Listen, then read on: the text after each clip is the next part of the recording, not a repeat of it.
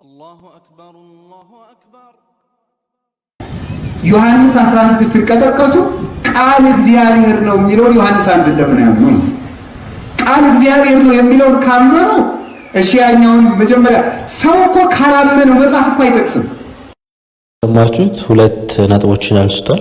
የመጀመሪያውን እንመልከት። መጀመሪያ ለምንድነው ከማያምኑበት መጽሐፍ የሚጠቅሱት የሚል ትችት ነው። ከላይ ሲታይ ትክክለኛ ምክንያት ቢመስልም ያው ይሄ አመክንዮ ያቋም ይዟል። ይህንን ለማስረዳት አንድ አናሎጂ ወይም ቶት ኤክስፐሪመንት እንመልከት። በሚሊዮን የሚቆጠሩ ፈጣሪ ያሉ ብለው ከሚያምን አንድ ሂንዱ ወይም የሂንዱ እምነት ተከታይ ጋር ውይይት እያደረግን ነው ብለን እናስብ። ከዛ እንዲህ ብዬ የጠየቅኩትን በል ለምን በአንድ ፈጣሪ አታምንም? በቬዳስ ወይም በአንተ ቅዱሳን መጽሐፍት ውስጥ እኮ ፈጣሪ አንድ ነው ይላል፣ እንደርሱ ያለ ምንም የለም ይላል፣ ለእግዚአብሔርም ሐውልት አትስራ ይላል ብለውና ያቀረብኩትን ክርክር ሲሟገት ዞር ብለው እንዴት መበለቶች ከሞተ ባላቸው ጋር መቃጠል እንደሌለባቸው የማታምኑ ከሆነ ለምን ከመጽሐፍ ተጠቅሳለህ ቢለኝ አብዳሃል ወይ ነው ብለው እኔ እያደረኩ ያለሁት የሱ ስታንዳርድ ኦፍ ኤቪደንስ ወይም ትሩዝን በመጠቀም የያዘው አቋምና እምነት የተሳሳተ እንደሆነ እያሳየሁት ነው። ይህን ለማድረግ ደግሞ የተጠቀምኩት ሶርስ ሙሉ በሙሉ በእኔ መስፈርት ሪላያብል ኢንፎርሜሽን መሆን አይጠበቅበትም። አስሎንጋስ ሂ አክሴፕትድ ቱ ቢ ሪላያብል ማለት ነው።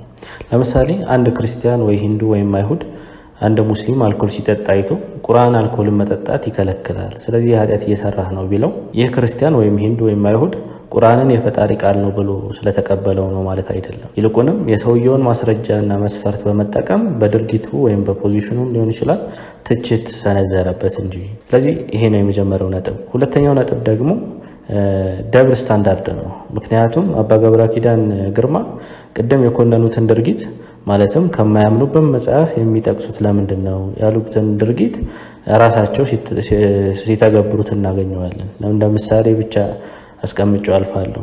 ይሄን ቪዲዮ ተመልከቱት። በነገራችን ላይ ቁርአን ሰው ሁሉ ክርስቲያን እንዲሆን ያዛል። እውነቴን ማምላክን ከልብ እንደተመለከታችሁት ቁርአንን በመጠቀም ለመሞገት ሲሞክር ሰምታችሁታል። ወደ ኋላ ላይ በሰፊው እናየዋለን። ለምን የማታምነውን መጽሐፍ ትጠቅሳለህ ብለን አናልፈውም፣ እንደሱ ማለት ነው። ላነሳቸው ጥያቄዎች በቂ መልስ በመስጠት መምህሩን እናስተምራችኋለን። ይህን ከተመለከትም ባጭሩ በቀደምት መጽሐፍቶች ላይ እስልምና ያለውን አቋምና አስተምህሮ መናገር ይኖርብኛል። ስለዚህ ከቅዱስ ቁርአን እንደምንረዳው ለቀደምት ነብዮች በተለያየ ጊዜና ቦታ የተሰጡ መጽሐፍቶች እንደነበሩ ነው። እነዚህም ቅዱሳን መጽሐፍት እውነትና ከፈጣሪ ለህዝቦቻቸው መመሪያና ብርሃን አድርጎ አውርዷቸው እንደነበር እንረዳለን። ለምሳሌ ቶራህ ለሙሴ፣ ዘቡር ለዳዊት፣ ኢንጂል ለኢሳ እንዲሁም ሌሎችም። ቀጥልም እነዚህም መጽሐፍቶች የመጠበቁን ኃላፊነት በእነዚያ መጽሐፉ በተሰጣቸው ህዝቦች ላይ ተጥሎ ነበረ። ቁርአን ምዕራፍ 5 አንቀጽ 44 ላይ እኛ ተውራትን በውስጧ መምሪያና ብርሃን ያለባት ስትሆን አወረድን። እነዚያ ትእዛዛትን የተቀበሉ ነቢያት በእነዚያ አይሁዳውያን በሆኑ ላይ በእርሷ ይፈርዳሉ። ሊቃውንቱና አዋቂዎቹም ከአላህ መጽሐፍን እንዲጠብቁ በተደረጉትና በእርሱ ላይ መስካሪዎች በሆኑት እያለ ይቀጥላል። ምዕራፍ 5 አንቀጽ 44 ላይ የቀደምት ነቢዮች ህዝቦች ቅዱሳን መጽሐፍትን በመጠበቅ ተፈትነዋል። ነገር ግን ይህንን ፈተና ወድቀውም አልፈዋል። በሰው ሰራሽ ጭማሪና መቀነሻዎች የተሰጣቸውን መጽሐፍ በመበረዝ እንዲሁም በመለወጣቸው ምክንያት ማለት ነው። ከነዚህ የቀደምት ቅዱሳን መጽሐፍት አንዳቸውም በቀድሞ ይዞታቸው መልኩ አሁን ላይ ስለማይገኙ ምዕራፍ 2 አንቀጽ 79 ቁርአን እንደዚህ ይላል።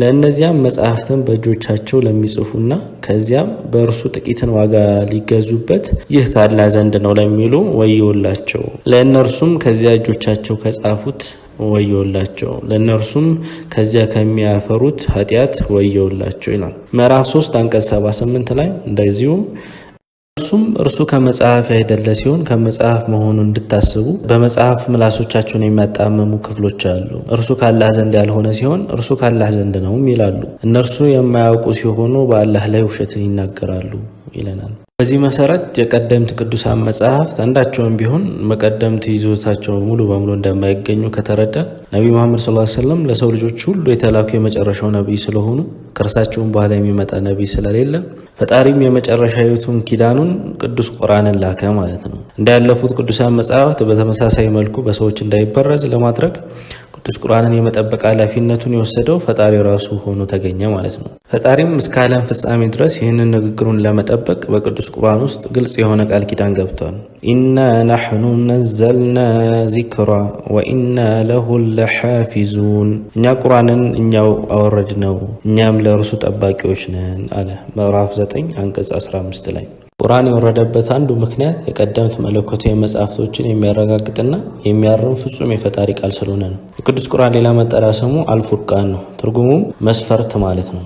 የሚያመለክተው ምንድነው? ቁርአን ሁሉ ነገር የሚዳኝበት ወይም የሚወሰንበት መርህ ወይም መስፈርት ነው ማለት ነው።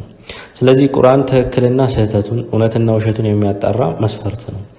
ቁርአን ምዕራፍ 5 አንቀጽ 48 ወደ አንተም መጽሐፍትን ከበፊቱ ያለውን መጽሐፍ አረጋጋጭ በእርሱ ላይ ተጠባባቂ ሲሆን በእውነት አወረድን ይለናል። ስለዚህ የቁርአን እውነቱን ለመመስከርና ውሸቱን ደግሞ ለማጋለጥ የተላከ ነው ማለት ነው። አሁን በተለያዩ የክርስቲያን ዲኖሚኔሽን እና በአይሁድ ሴክቶች ውስጥ የሚገኙት መጽሐፍቶች ውስጥ የቀሩ የእውነት ዱካዎች ቢኖሩም በመጀመሪያ ቅርጻቸው የቆሙ ግን አይደሉም። ስለዚህም ባልተበረዘውና በተጠበቀው የአላህ ንግግር እነዚህን የቀደምት መጽሐፍቶች የምንመዝን ይሆናል ማለት ነው። እነዚህ መጽሐፍት ውስጥ በቀጥታ ከቁርአን ጋር የሚጋጩ ሀሳቦች ካሉ አንቀበላቸውም። ምክንያቱም እነዚህ መጽሐፍት የሰው ጣልቃ ገብነት እንዳለ በግልጽ ማሳየት ስለምንችል ማለት ነው። በተቃራኒው ደግሞ ከቁርአን ጋር የሚስማማ መልእክት የሚያስተላልፉ ከሆነ እንቀበላቸዋለን። ደግሞ በቁርአን በዝምታ የታለፈ ጉዳይ ከሆነ እውነት ነው ወይም ውሸት ነው ከማለት ራሳችንን እናቅባለን ማለት ነው።